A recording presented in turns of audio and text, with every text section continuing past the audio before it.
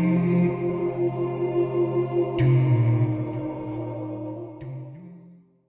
alaikum wa rahmatullahi wa barakatuh. In this episode of Dealing with Difficulty, we want to talk of a certain relationship.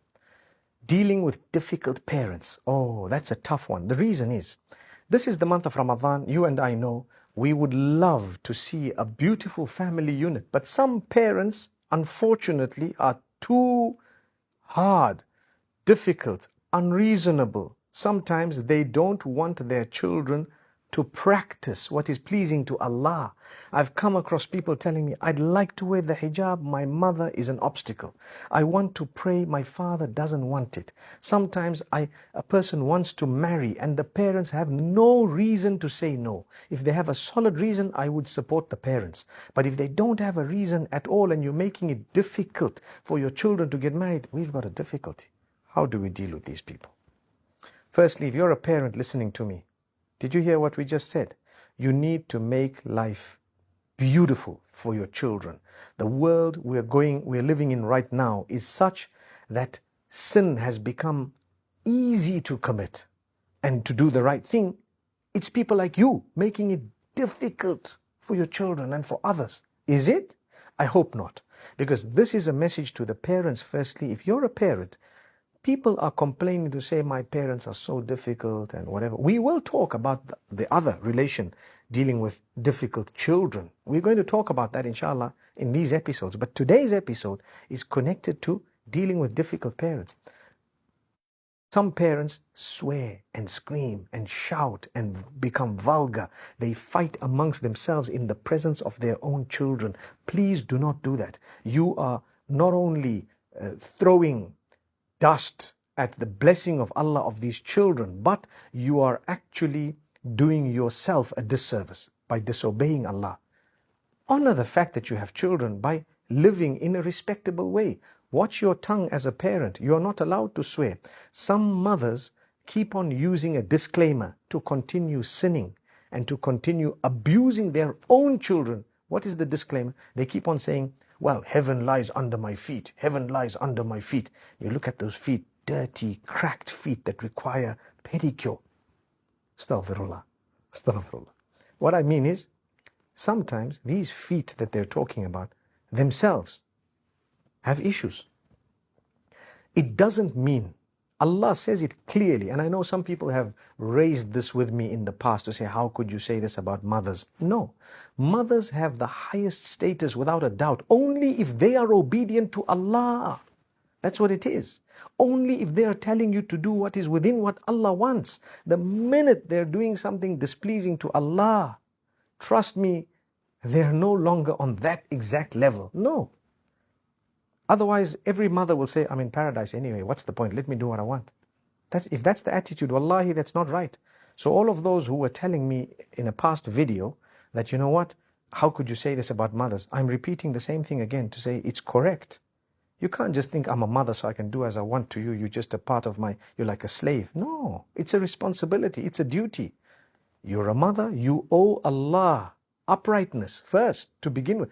To be able to have that status, you need to be connected with the one who gave you the status. That's Allah. We're not denying a high status. The highest status, I just said that. But you can't abuse your children and swear them and insult them and keep on cursing them and continue to say, I'm blessed. Heaven is under my feet. I can do what I want. You're not blessed.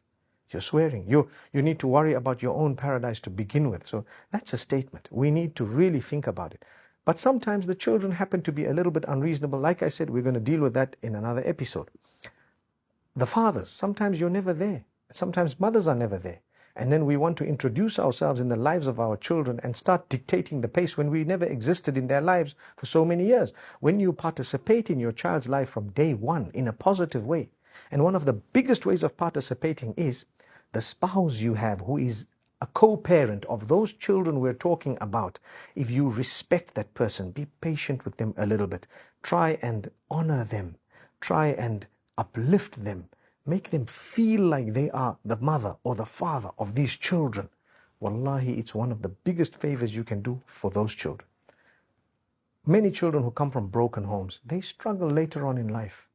They struggle because whatever happened in their childhood plays out in different ways later on.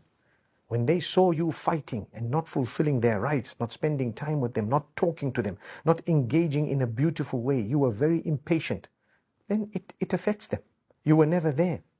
So they went into bad habits and they came out, and sometimes some children are engaged in haram.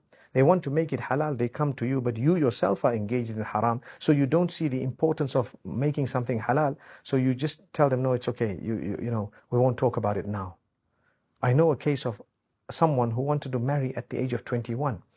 And the mother and father says, no, you're too young. But they were wealthy people. They could have helped this child. The child ended up depressed, on drugs, and later on committed suicide. Why? How could you have had a child who committed suicide when you were the parents in the same house of that child? You didn't even know what the child was going through, or you were not bothered. They couldn't even talk to you. How many of us have children who cannot talk to us because as soon as they tell us the reality, we will snap and we will break, we will scream and yell at them, and some people become physical and abusive with their own children. How many of us are like this when we don't even know the reality of the world? We're engrossed and involved in our own things. I tell you what, there are people complaining about their mothers and fathers having affairs openly, and sometimes on the phone. Someone sent me an email saying that I saw my father used my phone, and later on my phone I saw so many dirty things. What do? I have so much of respect for this man that just came crashing. The same applies to mothers. They say my mother's developed a relationship with another guy. What do I do? So dealing with difficulty with these parents, wallahi, talk to them. My beloved children, speak to your parents without gloves. Tell them, look, you know what? This is where we are. This is what it is. It's your duty to Allah to look after us, to be kind, to speak in the proper way. Across the globe we are suffering. How can we let that happen in our own houses? Follow what Allah has taught you. Follow the instructions of Rasulullah sallallahu alaihi wasallam. Serve your children in a proper way. Nurture them, help them grow, talk to them, help them navigate through their mistakes, through their challenges. The reason is online sometimes they might be struggling. I know of a lot of people blackmailing young girls online, and they feel stuck. The fact that they feel stuck means there's something wrong with the family structure. They've got no one to talk to, no one to explain to. Okay, your daughter made a mistake, perhaps. She might have done something wrong online, and people are blackmailing her now. You as a parent need to be strong enough and understanding enough that this is my child. Allah gave me this child. What am I going to do to help my own child? That's what your duty is. It's not that you just come up and start yelling and screaming and making matters worse to the degree that they don't even want to tell you what's happening. In fact, they end up committing suicide, astaghfirullah, which is haram anyway. But here we are in this beautiful month of fasting. Let's look at our relationships. My beloved parents, we need to do better. I need to do better with my own children. And you need to do better with your own children. Build a relationship. Speak every day together. Try and have a meal every so often. If you're far away for whatever reason, work or what it might be, try and call them on a daily basis. Show a bit of an interest in their lives, especially when they're young. And try and praise them where praise is due. They've done well in school, they've done well in something, in madrasa, they've achieved in tahfidh or whatever it might be. Praise them. Because when you only reprimand your children when they've done wrong and never praise them when they've done right, then you have harmed them. You have harmed them. Don't allow that to happen.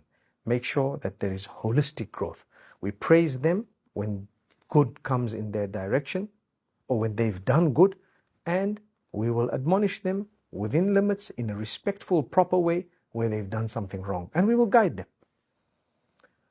I always say, and I want to end with this, we all need to say at least 10 sentences of kindness towards those whom we are living with on a daily basis. You make that promise and your life will change. So let's hope parents can also do the same, and I hope that we can have better homes. أقول قولي هذا وصلى الله وسلم وبارك على نبينا محمد.